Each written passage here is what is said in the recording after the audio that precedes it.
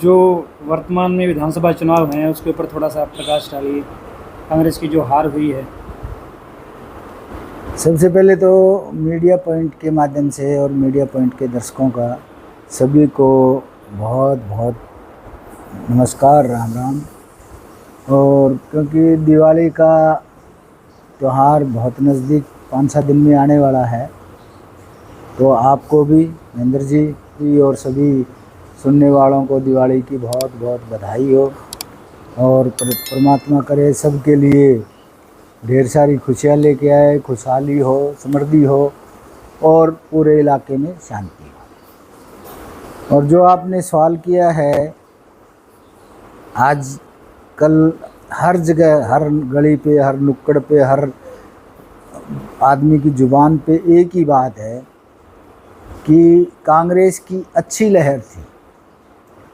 लोगों का रुझान भी बहुत था कांग्रेस को वोट देने का, फिर भी कांग्रेस हारी। इसका क्या कारण रहा?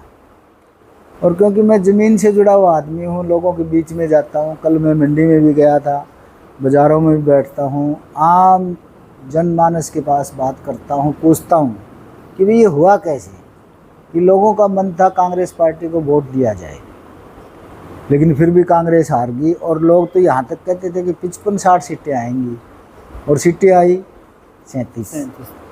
तो इसका कारण जब मैं लोगों से पूछता हूँ, जनता से पूछता हूँ, तो जनता बताती है कि आपस में जब मिल बैठते हैं तो कोई उसमें राजनीतिक बातें नहीं होती, लोगों से ही बातचीत होके कहती है कि पहला कारण जो था कि कांग्रेस के नेताओं की आपसी फुटका था। किसी से भी बात करो, और अक्सर लोग यहाँ तक भी कह देते हैं कि इन जो सीनियर नेता, जो सो कॉल्ड सीनियर हैं, जो अपने आप को बहुत बड़ा वोट बैंक मानते हैं, कि राहुल जी को, इन लोगों को घर बिठा देना चाहिए। मतलब लोग फ्रेंकली स्पीकिंग, जो लोगों की भावना मैं वो बता रहा हूँ कि भी लोग ये कहते हैं कि ऐसे लोगों को तो घर बिठा देना चाहिए जो पोटली बांध के, गठड़ी बांध के वोटों के लिए घूम रहे हैं, अपने स्वार्थ की राजनीति कर रहे अपने हैं। स्वार्थ की राजनीति, जो पार्टी के लिए कम और अपने लिए।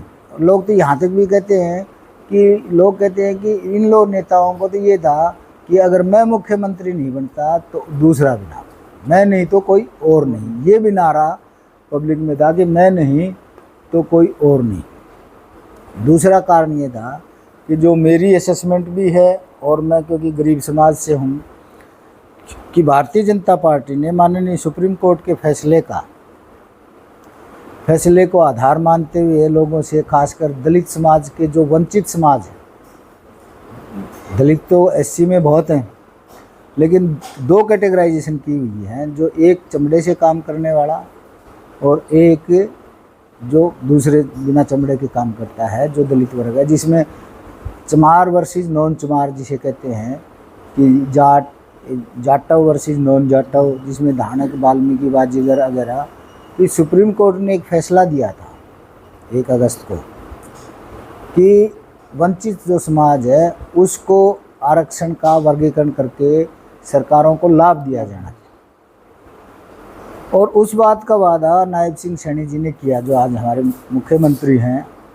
तो उन्होंने ये वादा किया था, हालांकि वो कहते हैं कि वो पहले ही करना चाहते थे, लेकिन आचार संहिता की वजह से, तो उन्होंने ये वादा किया था कि भी मैं लागू करूँगा। और ये लड़ाई आज से नहीं, ये लड़ाई 2006 से है। 1996 में चौधरी भजनलाल जी ने ए और बी बना के वर्गीकरण किया था, और जो ए वर्ग के लोग थे, जो वाल्मीकि, दानक, बाजीगर, सैसी, ओड और ये जैसे समाज थे, जो वंचित समाज था, उनको शिक्षा में भी और सरकारी नौकरियों में भी बड़ा फ़ायदा मिला था, और उससे उनको एक रास्ता मिल गया था। और उस रास्ते को 2006 में जब कांग्रेस की सरकार थी और चौधरी भूपेंद्र सिंह हुड्डा मुख्यमंत्री थे, तो हुड्डा जी तो ये कहते हैं कि भी उनका कोई रोल नहीं है क्योंकि कोर्ट का फैसला था, लेकिन लोग तो नहीं समझते इस बात को। लोग तो ये कहते हैं कि हुड्डा जी ने और शैलजा जी ने इस वर्गीकरण को ख़त्म किया, जिससे उनके बच्चों को शिक्षा पे भी असर पड़ा और उसका भी असर पड़ा। तो इस चुनाव में उन्होंने इस बात को बनाया कि एक तो माननीय सुप्रीम कोर्ट का फैसला आ गया, और एक ये कि भाई वो है ना, तो जैसे लोकसभा के चुनाव में मैं समझता हूँ कि एक नींव रखी गई थी, हर एक आदमी की जुबान पे एक बात थी कि 2 सीट हरियाणा में आरक्षित, अम्बाड़ा और सिरसा, और बीजेपी ने भी दोनों ही एक ही समाज को दी और कांग्रेस ने भी।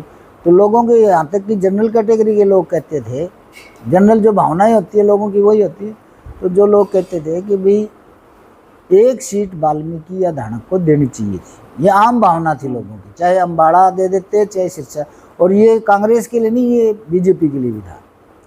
लेकिन बीजेपी ने यहाँ आके विधानसभा में वाल्मीकि समाज को भी अच्छा प्रतिनिधित्व दिया और धानक समाज को भी अच्छा प्रतिनिधित्व दिया, और दूसरे समाज को भी 1-1-2 उनको अपना दिया। लेकिन कांग्रेस जो पार्टी है वो इस मामले में चूक कर गई। कांग्रेस ने जो सिटिंग एमएलए थे उनके अलावा अगर 1-2 वाल्मीकि समाज को और देते तो उसका भी असर पड़ता। जो लोग कहते हैं वाल्मीकि समाज के और धानक समाज के लोग और जो अति वंचित समाज के लोग हैं और धानक समाज के लोग भी कहते हैं एक सिटिंग को तो देनी ही देनी थी, और ये कांग्रेस के नेताओं का वादा भी था कि हम 1 से ज़्यादा 2 सीटें तो धानक समाज को देंगे ही देंगे, और वो समाज के सामने था।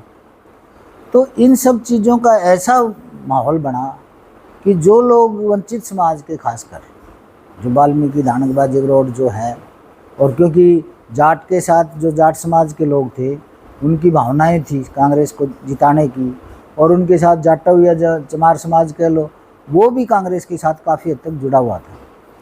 लेकिन जब ये सुप्रीम कोर्ट का फैसला भी आ गया, वंचित समाज को हम न्याय करेंगे, और इधर से टिकटों के भी आवंटन में इनको कुछ नहीं मिला वंचित समाज को, तो उस समाज से नाराज़गी इतनी बढ़ी कि उन्होंने पता ही नहीं चलने दिया और भारतीय जनता पार्टी को वोट दे दिया। और सबसे बड़ा नुकसान ये हुआ कि राहुल गांधी जी ने ये कहा था नेशनल लेवल पे कि मैं सामाजिक न्याय करूँगा। भी लोकसभा में वो सामाजिक न्याय नहीं कर पाए तो लोगों ने मान लिया कोई बात नहीं, भी विधानसभा में करेंगे। ये लोगों की जुबान की बात थी, लेकिन विधानसभा में भी नहीं हुआ तो साधारण सी बात है। और यहाँ भारतीय जनता पार्टी ने इस बात का फ़ायदा उठाया कि वो सामाजिक न्याय कर रही, तो ये बात थी। और एक और पॉइंट मुझे लोगों ने बताया था कि ये कहीं ना कहीं टिकट वितरण मान लो वो भी एक बड़ा कारण है हार का भी। जैसे मैं देख रहा था कि सिरसा हिसार में और जैसे अग्रवाल समाज में 18-20 सीटों पे कोई अग्रवाल, मतलब जातीय जो सोशल इंजीनियरिंग थी, जो सोशल इंजीनियरिंग करनी चाहिए थी कांग्रेस पार्टी को, वो भी नहीं कर पाई हैं। तो जो लोगों की भावनाएं थी उसको समझ नहीं पाई। बस एक बात थी कि कांग्रेस आ रही है, भाजपा जा रही है, कांग्रेस आ रही है, लेकिन किस बुत्ते पे आ रही है ये नहीं समझ पाए। जो अंदरूनी बात, जो मेरे जैसे ग्राउंड रूट से जुड़े हुए लोग थे, वो लोगों को हम समझाने की बहुत कोशिश करते थे, लेकिन लीडरशिप सुनने को तैयार नहीं थी, बात करने को तैयार नहीं थी। कि बस उनको तो ये लग रहा था कि कांग्रेस आ गई और हम मुख्यमंत्री। जो ओवर कॉन्फिडेंस जिसे कहते हैं, जो ओवर कॉन्फिडेंस था वो चीज़ मार गई। तो ये हार का कारण मैं समझता हूँ सबसे बड़ा रहा कि सोशल इंजीनियरिंग ना कर पाने का, आपसी टसलबाजी का, कि भाई मैं नहीं तो तू भी नहीं, मैं नहीं तो और नहीं सही, और जो लोगों की अंदरूनी भावनाएं थी उनको ना समझना। हाँ, एक मान भी कहीं ना कहीं डॉक्टर साहब जिम्मेवार है इसमें भी। अगर वो समय रहते स्टैंड लेते तो क्या परिणाम कुछ और हो सकता था? देखो, मैं राहुल गांधी को इसके लिए कम दोषी मानता हूँ, क्योंकि राहुल गांधी जी ने एक बात स्पष्ट तौर पे कही थी, जो मीटिंगों में हम सुनते भी, हमें तो नहीं पता, लेकिन ये कहा था भी अगर हम आम आदमी पार्टी से समझौता शुरू हो जाए, और दैट वाज इनिशिएशन, वो उन्होंने एक शुरुआत की थी और कहा था, जो हरियाणा की लीडरशिप है उसको ये कहा था कि भी हम आम आदमी पार्टी से बात कर लें, 2-4 सीटें समझौते में, जो इंडिया गठबंधन है उसके आदमियों को अगर हम उसमें से गठबंधन के तहत अगर समझौते में कुछ टिकटें उनको समाजवादी पार्टी को, आम आदमी पार्टी को हम दे दें, तो हरियाणा की लीडरशिप ने स्पष्ट मना किया, कहते हैं। तो मैं नहीं समझता कि राहुल गांधी का इतना कोई रोल रहा। हाँ, इतना मैं मानता हूँ कि राहुल गांधी जी के चारों तरफ जो लोग हैं वो धरातल की सच्चाई उन तक पहुंचने ही नहीं देते, उनको गुमराह करते हैं।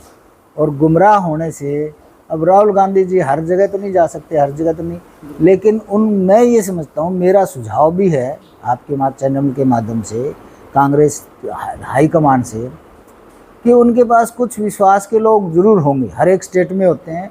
और जैसे महान अकबर के पास भी उनके नवरत्न थे, ऐसे ही उनके विश्वास के लोग हैं।